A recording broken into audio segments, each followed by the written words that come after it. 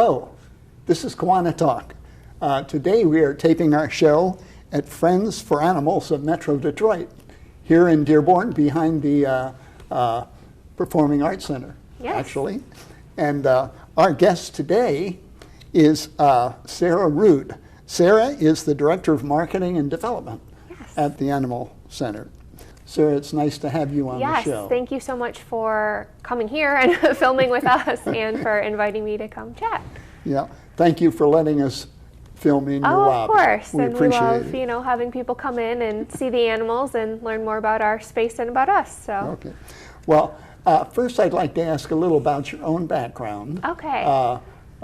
Maybe where you grew up and then what led you into this job? Yeah, so I actually grew up downriver. I lived on Groseal. My parents are still there in the house that I've lived in my entire life, so they are there. I'm currently in Wyandotte right now. I did undergrad at U of M, and I'm currently doing a grad certificate through Harvard online. So doing all my schooling to learn more about marketing and fundraising and how can I help here. So with that, my undergrad degree is actually communications, so I wasn't entirely sure what I wanted to do with that.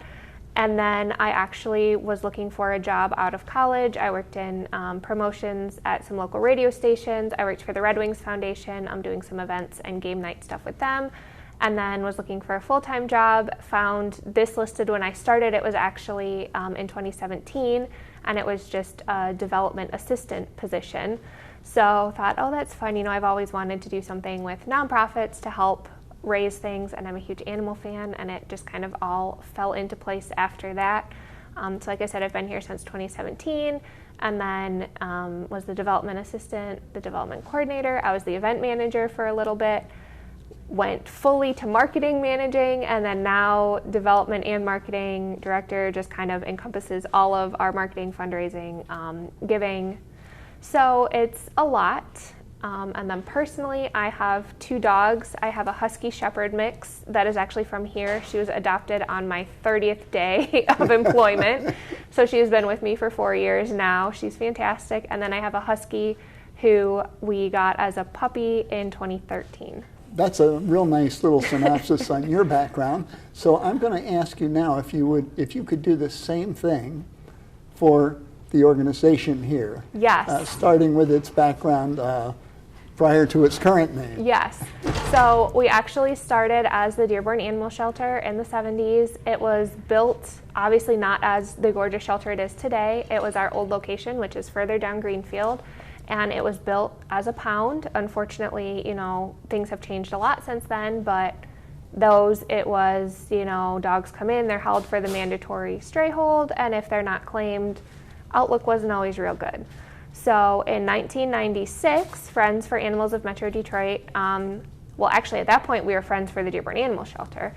We took over, we work with the city, so we are contracted with the city, and we wanted a better vision for the animals of Dearborn. We wanted it to be more of a shelter, more of a place that they could come while they either are reunited with their current families or find their new forever homes, and had much more of a better outlook. Luckily, things, countrywide have changed a lot in animal welfare since then. It's much more seen as having somewhere for them to stay until they can find their homes, instead of just being somewhere they go and may not come out of.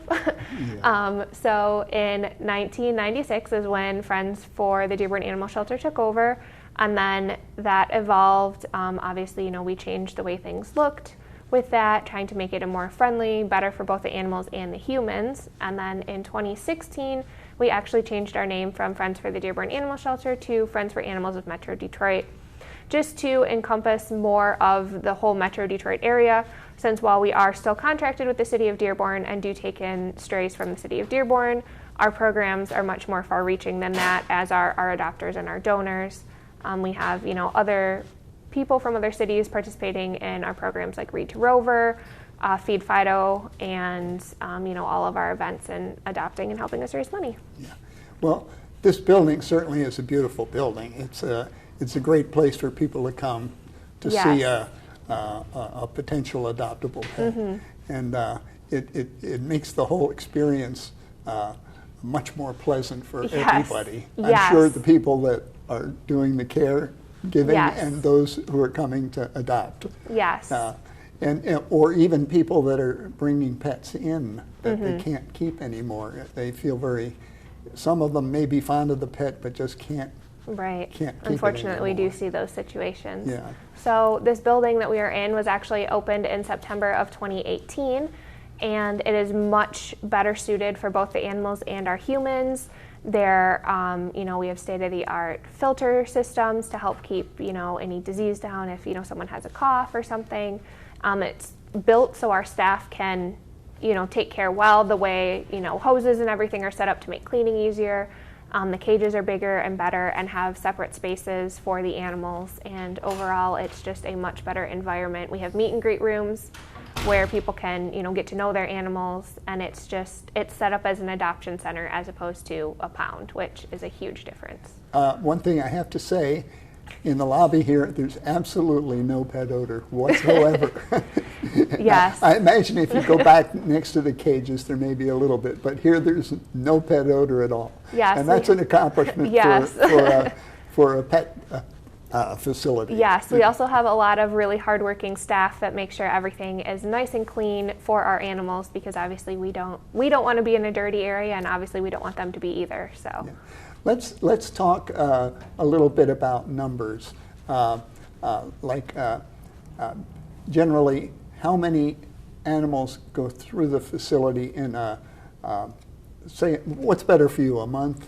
Yearly. So Yearly. yearly we get about 2,500 animals come through our facility. That's a lot. Those are, that could be some wildlife that either, needs help. So we work with a lot of local wildlife rehabbers for, maybe wildlife that's injured, because that's not really our specialty here.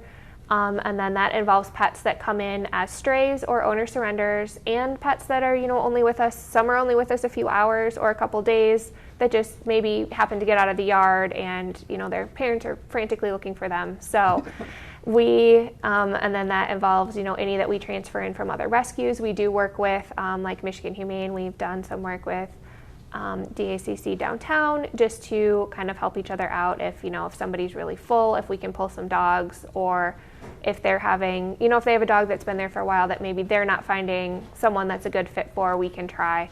So it's definitely a partnership with a lot of local shelters. Obviously, we all want the best for the animals, so if we can help somebody else out, we want to be able to do that, and they help us out too.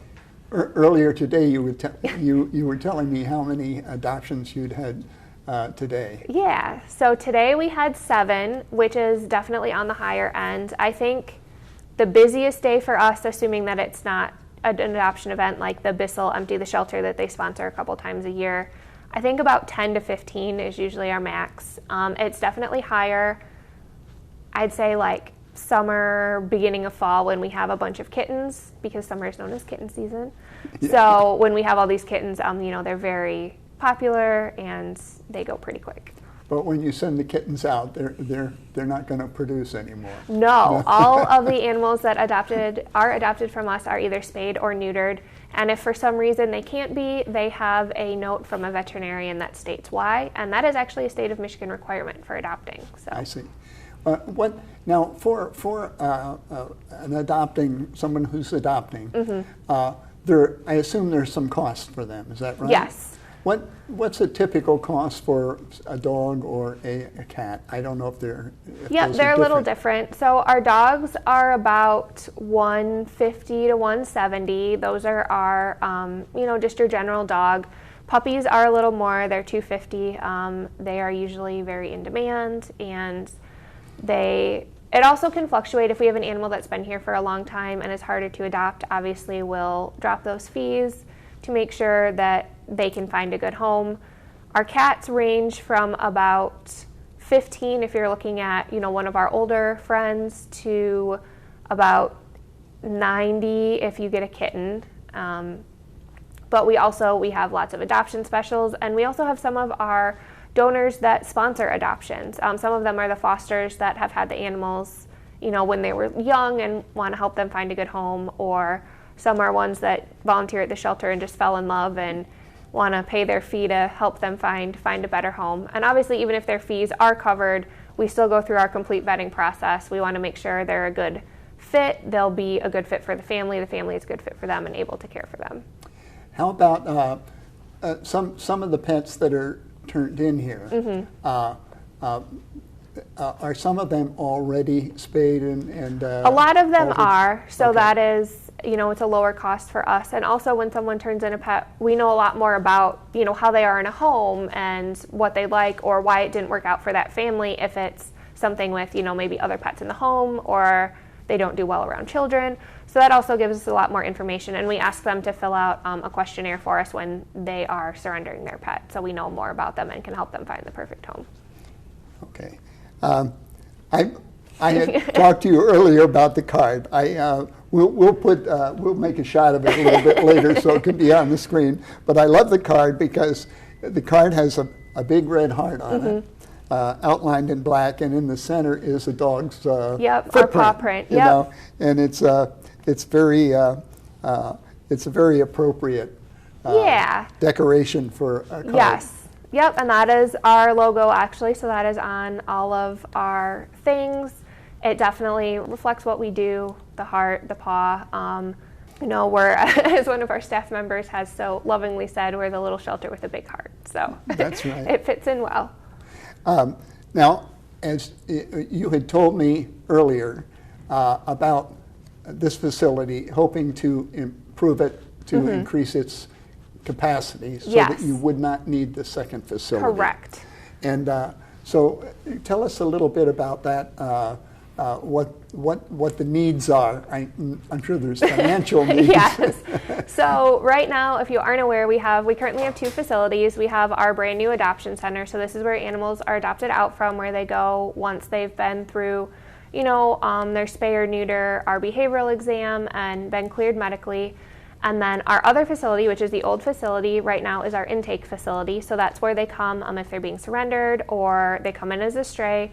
That's where our medical team currently is. That's where a lot of our admin offices are.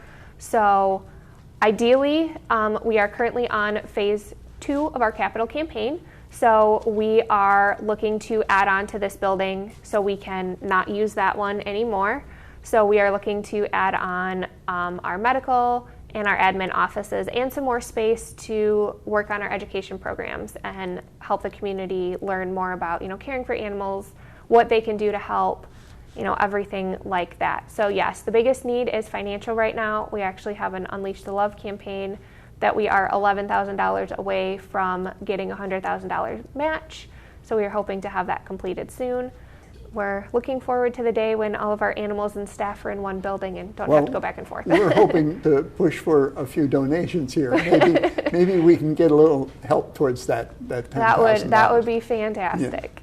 Now, in just a minute, we're going to take a break for about a minute. We do a little commercial for Kiwanis, and after that, we're going to have some other guests join us, and I don't know, 2 or 3 or 4 or something like that. Yeah, we'll have a few furry friends. Okay, that would be fun. So we're here at Friends for Animals of Metro Detroit with Sarah Rood, the Director of Marketing and Development, and we'll be back right afterwards to have a few more guests join us.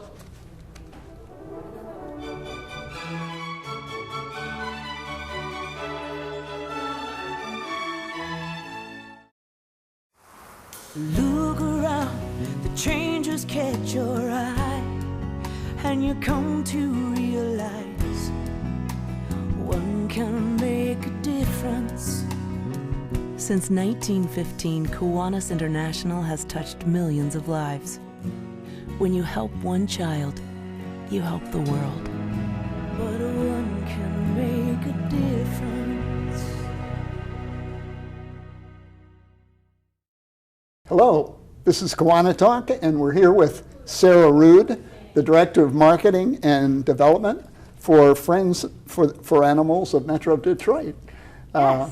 Sarah, it's nice to have you back. Yes, thank you so much. So this half of the show, we're going to try and introduce our viewers to some adoptable pets that you have here Yes. now.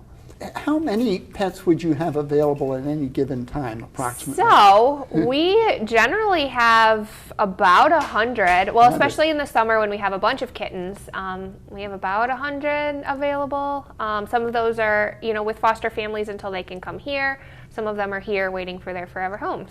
Okay. Well, this is, I believe, Tabasco. Is that right? Yes. Tabasco, who is a male that's 18, and this is Jules. Is that Yes. right? Yes. Hi. Hi. You're attached to me, honey. Can you unattach? There. So. And it's a very pretty cat. Yeah. So this is Tabasco. He is 18 weeks old. He is with 18 us. weeks. Okay. He's very cuddly, if you can tell. He's very curious, watching for his surroundings. So he's 18 weeks old. He is actually one of our foster to adopt cats. So this summer, we got a lot of kittens in, and with the busyness of vets lately, we have had some difficulty getting spay and neuter appointments. It just takes a little longer, and we don't have as many appointments available. So this little guy is not neutered yet. So he will be foster to adopt. So if somebody is interested in adopting him, they would foster him until his surgery date. And then once he had his surgery, they would sign the official paperwork and he would be theirs. So any animal like him or one of our dogs that is adopted from us comes spayed or neutered. They're up to date on all of their age-appropriate vaccines, and they also come with a microchip. So them being microchipped, if they were to get out or get lost, any vet's office, shelter, a lot of the police stations have them as well. They can scan them and read their microchip, and then there is a website that you put that number in, and it will give all of the owners information. We also do offer some microchip clinics. They are 100% free to the community. We're actually working on the date for our next one, so you can keep an eye out on our website for when that date is. So that's to get any pet not microchipped. Correct. Microchipped. Yep. Because we want to give them the best chance possible to find their way home if they are to get out. Where do the microchips, where do they place them on most animals? So if we can take him, it's between their shoulder blades back here. So it's like right here. I see, okay. And it's really, really tiny. It's about the size of a grain of rice. Okay. So they don't feel it. They might feel it a little going in, kind of feels like a shot, but I mean, you can't feel it in here or anything. And then that way they are able to have a permanent identification. Well, the thing about a cat like this is he probably has plenty of energy at this age. Yeah, I think we got him on a rare kind of chill moment because he's just sitting here. He's very sweet, but he definitely has, the playful kitten aspect as well. He'd be good with children. They'd enjoy him. Mm-hmm. Yeah, as long as, and that's another thing we work on too when people are adopting, just letting them know how, how to properly interact with animals and make sure that they know how to handle kittens and everything. So. Okay, yeah, maybe we can give him a chance. Yeah, we've got a couple other friends that we can share as well. So Jules going to bring our next buddy out here. Now, how many animals do you keep in this facility? So we have room for about 24 dogs, and cats, I think we can go up to about 50. Okay. Some of our kittens too, if they're a litter together, they are in the same cage, while they're here. So this is actually one of our canine buddies. Hello. This is Woofus. He's a big boy, but he's very sweet. How old is he? He's 8. So he is 8. So he is one of our older residents. He is, you hit your head, bud. So he is here. He's looking for his forever family. He is available. He's got his cute little Adopt Me bandana on. And he actually, come on, buddy. Good boy. Relax a little. So come boy. on, come here. Can you come back a little? You're choking yourself, bud. He wants to say hello to me. That's you want to all. say hi to everybody. So he actually, He's been really good with the kids. He's been around so far. He actually has participated in our Read to Rover program. So we have a couple really cute photos of a little girl reading to him. He has his head on the book, so it's really cute. But he is here. He's very good. Yes, good boy. He is actually one of our staff favorites. Just good boy all around, looking for his people. Yeah. And then, after a little bit, once he gets so excited, he calms down, and he is, as you can tell, he's already calming down. Yeah. He's well, any dog, they have to get your odor. Yeah. And they have to kind of digest that in their system. Yeah. And once they get it digested, then you're in the family. And then, so we're going to send him back with Jewel because we got a few other buddies we want to make sure get their airtime as well. Now, what is this guy's name again? Woofus. Woofus. Like woof. Woof. Yeah. and he makes a sound like that when he wants to bark. Yeah. Hi. I know. Oh, yeah. You're going to go back with Jewel, okay? We're going to go get Kitty. Yeah. Thank you, You're Jules. gonna go for I coming. know. I know. No hug I for know. Sarah. I know. Okay. Goodbye. Come Goodbye. on, baby. I know. Thank you. Thank you. Oh, him love. Oh, you gotta go. Go with Jewel, okay? Oops. Okay. Yeah. Bye-bye now. You gotta let your friends have their time too. They have so much personality. of They their really own, do. They've all got their own personalities, and and that's the one thing too that can be hard at the shelter is to let them, be comfortable and have those personalities come out. While we have a very nice environment and they're cared for very well by our staff, it's still a stressful thing. I mean, you're here in a kennel with other animals, so especially if you were in a home originally and this isn't what you're used to. So no, I can imagine. The ones that are here a longer time, it's got to be.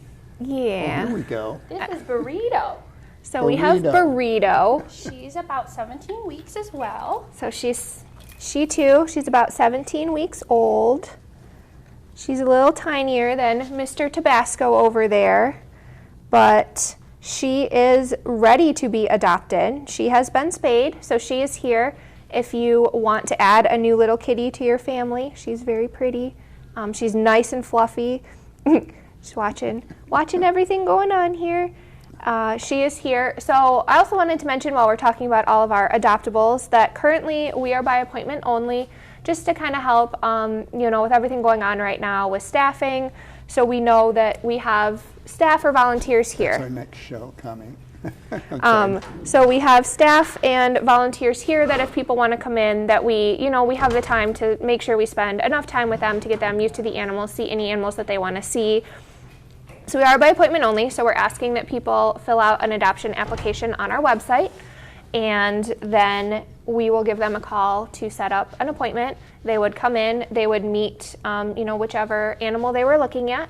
If for some reason that animal doesn't work out for them, maybe isn't a good fit for their family, we'll show them others. It's not like you can only come and see who you applied for. I saw you had a room behind us right in the lobby. Yes. And you were telling me that some of the animals need a little more attention. They're a little shy.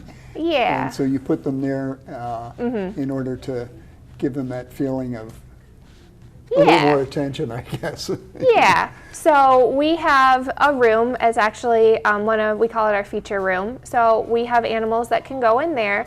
That gives them the space they have a little more space than just a cage, especially if they're scared. It's big enough that we can have people, our staff or volunteers, sit in there, give them the chance to kind of warm up to people, to come out on their own and not have to be picked up. Or it also is kind of interesting because we usually have cats in the one in our lobby, and if there's dogs in our lobby, it kind of gives us a little indication of how the dog acts when it sees a cat. Obviously, they're separated by the glass, and if the cats are interested in the dog, or we have some that are very interested, we have some that are scared. So obviously if they're scared, we'll move the dog away. We don't want to stress anybody out, but it kind of gives us a little indication of, maybe they would be okay with a dog, because while we do, let our dogs be in play groups, so we have an idea of if they might be good with other dogs, we don't put our dogs and cats together, obviously for safety reasons and to not stress anybody out. So that's kind of a safe indicator of